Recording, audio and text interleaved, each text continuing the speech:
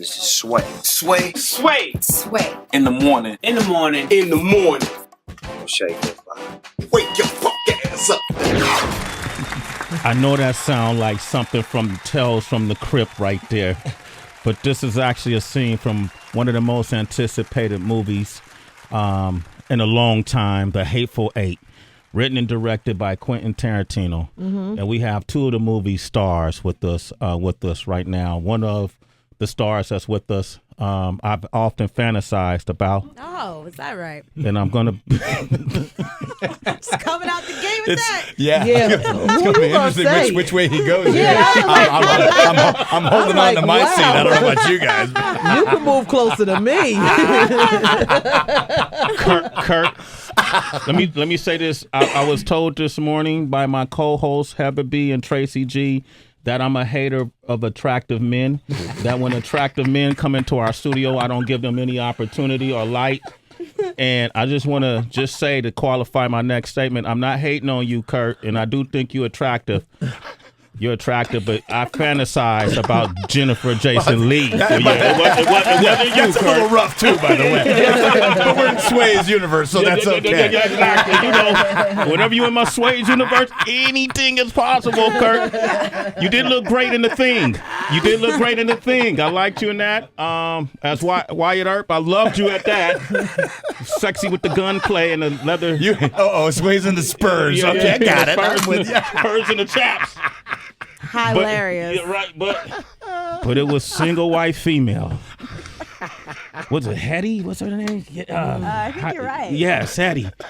It was just the persistence, the ambition, and the determination in the way you played that character that has stuck with me for years. And we use that term even in the black community. When a woman is crazy, you're single white female. Absolutely. Right? Yeah, absolutely. Okay, so I just want to say, Jennifer, welcome to the show. Thank you. Hey, Jennifer. Oh, yeah, you too, Kurt. I'm just escorting these days. I'm escorting. And I understand you already, you nominated for a Golden Globe for this role? Yeah. Wow. Bananas. The movie hasn't even come out. Bananas. How does that happen in the world of movies? I'm just the one wearing a dress. Honestly, it's such an incredible ensemble, and Quentin just writes parts for women like nobody's business. Yeah, right. He really does. But we are all so interrelated, and We're all proud of Jennifer. She's fantastic in this movie. And the people who have nominated her have seen the movie. Oh, okay. They've actually. Thanks for the clarity. Yeah, they've actually watched. How much do you guys still care about winning at award shows? Because when you look at the music side of the game, there's always like rappers and just artists in general are like, I don't care. They don't even show up. They feel like it's political. Is it like that in Hollywood at all? Or do you guys really take pride in your awards? Well, Jennifer, I don't know. I mean, I think that it works both ways. I do think it's political, but that doesn't mean you're not great in something. Absolutely. And this is a case where whatever politics there may or may not be, and I don't think there's many in this case, and I've been pretty close to it, I think this is just one of those things where suddenly somebody was so good that they said, whoa, wait a minute. We've been missing this anyway, and we're not going to miss this anymore. This is just too great. Yeah. That's just what I'm looking at. And Jennifer's sitting right here, so I would lie to you. But that's the truth. I think that's absolutely true. I'm going to speak for Jennifer here, and not just because she's like, a teammate. I really honestly believe what I just said is absolutely truth. And I mean, when you see the movie, I think anybody would agree. Yeah.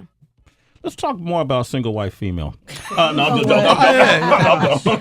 joking. But you ever do that hairstyle anymore? Or? No. Okay. But he's going there. Come on, give me that crazy. By the way, if you think that was crazy. Hang on. Buckle your seatbelt. Oh, so she's even you crazier in this? Oh man, Hedra is like an angel. Wow. Daisy, yeah. Okay, you do crazy well. This is not your first time working with Quentin, right, Kurt? Second time. Second time, Yeah. right? Yeah. You're a director as well? right? I've done the job. You've done the job. What's different about, like, as a director, when you watching and working with another director like a Quentin Tarantino? What did you pick up anything that you made you go, I like his approach? Like, what's some of the things you learned from him? He's kind of in a league by himself. Both Jennifer and I have been fortunate enough to work with really good people. Yeah, and it's a great pleasure when you do, because they have a vision and they know how to get it on the screen, and it's generally very, very good, and it's just fun to be in it. The difference, I think, I think Jennifer will chime in on this too, is that we have so much fun. Yeah, you just have so much fun doing it. It's not just going to be good. You're having the best day you can possibly have. When you say? Yeah, it's true. I mean, nobody makes movies the way he makes movies, and every single person there working on it, actor, crew, whatever, in whatever capacity, everyone's having the time of their life. Truly. So it's no room for like diva mentality. No. Nobody's on like Samuel I L. can't wasn't. imagine. No. You're going to get called out if you do. Yeah. And he calls you out. I mean, I think that's kind of what maybe he's a little bit known for, which neither you and I, we've never seen that really. Right. But I'll bet he would. I mean, he does it with some people once in a while, but it's always deserved. Yeah. And it's always funny. Yeah. He's not mean. He's not a mean person. No, he's been here before. He's a really nice guy. Yeah, he's been on the show before, and he yelled at me a lot. I had to redo some breaks because he didn't like my performance in our open and closing break, But I ran with it. But he made you better. He made me better. And he also forces us, because he's coming tomorrow, and I've been out of town, so I haven't yet seen the movie, and which leaves me a little vulnerable here this morning, but I'm being honest because Kurt Russell is sitting next to me, too. But he insisted that, man, if you guys don't see that movie, I'm not coming in the room. So you have to see it tonight. Yeah, I'm seeing it tonight. Oh, good. I'm looking forward to seeing it tonight. Yeah, you'll have fun, and you know nothing about it. Yeah, yet, yeah. really. That's why I'm not asking you stupid questions. Oh, that's great. All right, You're great. I'm not sitting there lying, Who do we have up here last week? Rob Schneider, and he has his new series, right? He has a new series he's doing. Life of Rob. And no one had watched it, and so we made sure we watched it before he came on the air, because I'm a fan of all of your work. Yeah. And I'm going to open up the phone lines. We got a lot of listeners that would like to talk to you guys, and we prepared the game. Is that okay? Good. All right, 888-742. First caller is Sam Jackson. Yeah, all right. Hey, Kurt. No, that was good. No, that's all right. Sway in the morning, Shade 4-5. Jennifer Jason Leigh is here. Starring as Daisy the Prisoner. Ooh. In the new movie, co-starring with Kurt Russell, who's here with us too, believe it or not. That's crazy, right? Written and directed by Quentin Tarantino. It's called The Hateful Eight. The movie is so great that it hasn't even been released yet, and Jennifer is already nominated for a Golden Globe. I like the Golden Globes because that's the one where it seemed like they all get drunk at the Golden Globe Awards. That's true. Everyone's it used to having be a good because time. it wasn't on TV. Because it's like when you cut it on TV, they get those bottles of Moet be in the middle of the table, and they just people win, they like, woo! But the Oscars is all like reserved and shit. It's like stuff like, who wants to go there? The Golden Globes, Jennifer, get them, girl. That's where it's at. Pop that bottle. And this is a role like, I read, Kurt, that you said you got the same feeling, a similar feeling that you got when you read the script for The Thing, when you read this for this part. No, Quentin said that. Quentin said that. He said that when he watched The Thing, it kind of like this reminded him where he got the idea from when he watched The Thing with Kurt Russell starred in. Oh, okay. So did you know that this role, like, do you get a feeling when y'all read for a role that, oh shit, this is about to be that? He's really funny. There'd be a lot of people who would look at that and go, "What's he talking about?" Yeah. But he gets kicked off by certain things, and I think the main thing here is that he had a group of people coming into a situation that they had to get inside out of an element. Mm-hmm. There's a monster outside, and it's called weather. You can't go anywhere, you're stuck. And now you put certain people into that. And the thing, it was people who were going to become paranoid because of something that was happening because of that monster. Yeah. And in this one, it's because Jennifer is this bounty that my character is bringing in, and he wants to bring her in alive so that she can hang instead of be shot. And there's a group of people in this place that might want to take her. They might want to get the money from away from him and into their pocket. May want to they may just want to maybe escape her. So he's very paranoid, and she is because they're chained together. She's from my point of view, she was just this feral wildcat that wants to get away from you any way possible. So it's a dangerous situation. You can't sleep. No, right? Never. You can never go to sleep. You can never go to sleep. Cause her character Daisy, is that the Daisy? Daisy is might stab you in your sleep. Ooh. Oh, there's no might about it. She will stab you in your sleep. Yeah. He's also incredibly paranoid, and Okay. not as they say, what the brightest bulb. Yeah. Not the brightest bull. Yeah. Bulb in the She's back. really She calls smart. you- yeah. She's really smart, and he's not. Okay, He's so good at his job, but he's not real Yeah, he's good smart. at his job. you had to audition for this role? I did, yeah, but I was thrilled to audition. Because you don't have to audition much anymore, right? Not that much, but you know, there's like the opportunity to just read for Quentin Tarantino was so exciting for me. What is it like? Like, what was your auditioning experience with Quentin? Well, here's what's interesting. It's usually when you audition, it's your one chance to sort of own the role. So you have sort of nothing to lose, right? Yeah. But when you're auditioning for something you really desperately want, you can be nervous all the same. And usually a director will sit across from you and you'll read with the casting director or you'll read with a reader and they watch you. But what Quentin does is he comes and he sits right beside you and he opens the script and he reads with you. So immediately your nerves are diminished because he's in it with you and he's playing the other parts. Wow. And you really give your all then, because he's right there with you. And that's just the kind of person he is and it's the kind of director he is. And Did he do anything weird in the moment? Like No. You were reading? No. no, I just did the best that I could do. Wow. And then how do they tell you? Is it do they text you or tweet you or Do they text you? they post on your Instagram? Like, Agent make a G call, Sway. That's when you just standing even in line getting coffee or paying a bill. You like, shit! I got it. I booked the job. And you just, this warm feeling just comes. You might pee on yourself a little bit and then you just go. It's Jennifer, did you pee on yourself a little bit? it depends on where you are when you get the call, Sway. It's hard being an actress, bro. You gotta pee on yourself when you get the role. A little pee. I didn't actually pee on myself. But I understand what you're saying. But I didn't do that. But I was really happy. Maybe I express happiness differently. It's all of the emotions come at the same time. Yeah. You know how we had that discussion, you could sneeze and fart? Like everything comes at the same time when you book a job. Heather, I said when Jennifer and Kurt get here, we're gonna keep it classy That's what today. Sam Jackson did. Sam sneezed and fart. That when Quentin called him up and said, "That's what Sam told me anyway." So, You did say Sam keep it Jackson. classy. I'm sorry, y'all. I got excited. You Sam- want me to the thing. You think Samuel Jackson's farts are angry? They have to be. Damn it! hey, give me that Sam Jackson. Give me that thing. What's up, Kurt?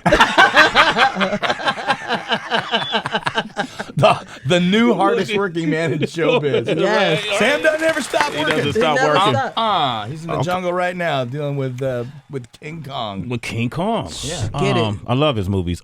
Kurt, you got, obviously we're all fans of yours as well. And you guys got a lot of fans calling right now. Yeah. But we had one of your biggest fans come by the show recently. The sun's out. Yeah, pretty much. And we asked this biggest fan, what was one of your favorite roles that Kurt played? This is what she said. All right, I never done that. I mean, I picked up girls from everywhere else, but never from China. Yes, Jack Burton. All right. Kate Hudson knows her stuff. All right. Jack Burton. That's one of my favorite dad's character ever, from Big Trouble in Little China. And that movie, we still watch that movie. The kids love that movie. And when there's a great line when he comes out and he sees Kim Cattrall and he comes out and he goes, "If I'm not out by dawn, call the president." That's the greatest line ever. I was totally convinced. I said, I got to meet Kurt. first. But I feel like I'm meant to hang out with your family at like holiday functions. That's great. I didn't know Katie was in here. She was there last night, and we had a really nice time. We went back up to the apartment here, and it was a good family time last night. Absolutely. So she's doing That's great. She You have a good time with her, huh? Oh man, I was screwing up. I ain't gonna lie, I was a little flabbergasted, little, smitten by Kate. She's you sweet, know, man. yeah, and I was talking about Goldie because I was like, I'm a big Goldie Hawn fan. I love your whole family, and I started naming wrong movies. She was like, "Wait, what are you talking I about?" was like, you idiot, that's not the right talking movie. about Sway. That's not the right movie. I was like, I can't get past your eyes. Kate, what do you expect me to do? This is real for me. This is real for me. All right, we're going to come back and take some callers if you guys don't mind. All right, 888-742-3345. And we got a special quiz for you as well. Sway in the morning. Sway in the morning. Jennifer Jason Leigh is here. Yep. Kurt Russell is here. Yep. The Hateful Eight is the name of the movie, written and directed by Quentin Tarantino, who will be here tomorrow. Crazy. We got DB, our movie junkie. Yeah, this dude is like an expert in everything movie related. Oh, you're going to have a good time with Quentin tomorrow then? I'm gonna have a better time watching the movie tonight. Are you warming up? Because, if you get into that with him, have you done that before with him? Not with him. I wasn't here the last time he was here, so I'm preparing. I'm gonna. Yeah, I'm going in like careful. a boxer. Yeah, exactly. Yeah. I just wanted to ask one thing because I know there's going to be a lot of fan theories springing up with this movie, like there are with the other Quentin Tarantino films. But I just thought it was interesting that this movie is about 8 people. Reservoir Dogs had 8 people. Tim Roth is in this one. It takes place around the same time as Django, even though they're saying this has nothing to do with the same, cinematic universe. But are there any surprises that we might see in store when this comes out? Maybe end credits in the scene. Is there anything, or was it a complete standalone film that has nothing to do with other Tarantino movies? He connects 8,000 dots when he works. I mean, he's got stuff that goes back in your own film history. In other words, there's stuff in this movie that he probably included as we worked along that has to do with Jennifer's film past, mine film past, Sam's film past. He just connects all. He weaves a really intricate web when it comes to his knowledge of the business. He weaves them in the characters and throughout the movie. So you're going. I mean, that it's chocker block full of that. Way more than I know. I couldn't even tell you what they are. So was that an answer for you, TV? Yeah, basically tell you, watch the movie. I don't think he would be able to tell me, you know what I'm saying? He doesn't want to spoil it, but at least I know that there's probably going to be something in store that everybody will appreciate. All right, cool. That's your movie junkie question. Well, I mean, we only got a little bit of time left, and we got the game still, so we want to let callers get some questions too. Okay, I was bragging about. I thought anything else? Man? You want to ask him about the last scene of the thing? I also heard that this movie almost didn't get made because the script got leaked early on in about 2013, and he actually got inspired to change his mind from Sam Jackson and doing a live reading in L.A. So, how close to that original version is this movie? Do you have any idea about that? It's a change in the 5th chapter completely, and there are some other things along the way. I didn't know that Sam was responsible for Quentin doing the movie, but you know what? I'm gonna roll with that, and I'm gonna call Sam as soon as we leave. Like, hey man, thanks a lot. Yes, thanks for the check. But I assumed once I found out that was the script, I assumed that he was just getting it. He was going to get it played one time before he put it to bed. I didn't. I don't know. I honestly don't. Never asked Quentin. Did you? I've never asked him anything about that. So you have to ask him about that. What he came up with and why he decided to do the movie. Well, okay. So here's a totally unrelated question. I have a 17-year-old daughter, and I want my daughter to one day react about me as Kate did about you when we brought your name up. It may be too late. It's too late for that.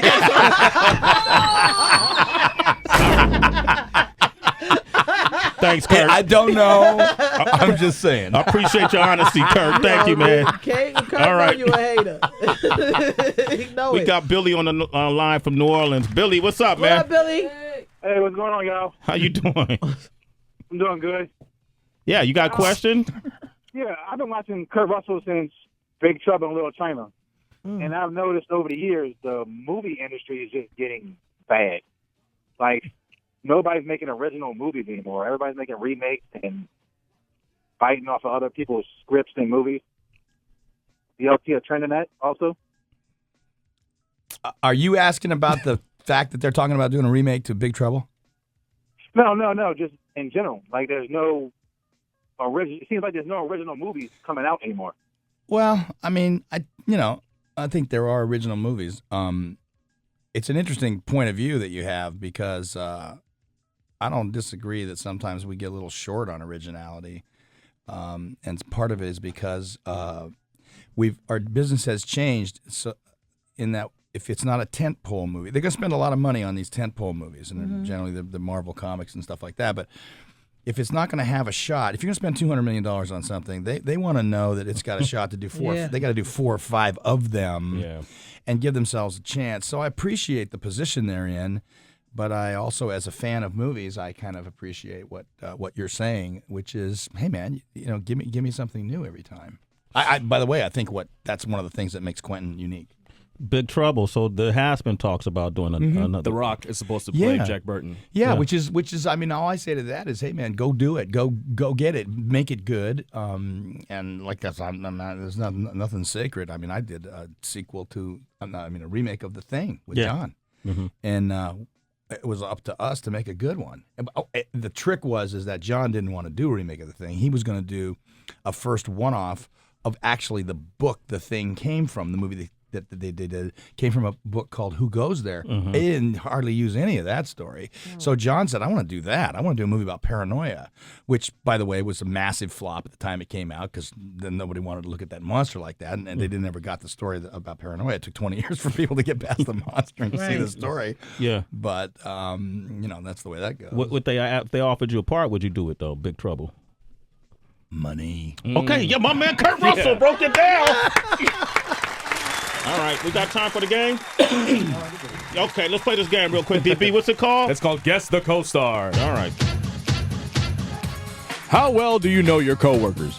Well, we're about to find out from Kurt Russell and Jennifer Jason Leigh. It's Guess the Co-Star right now on Sway in the morning. You should see how excited Jennifer is to play this game, man.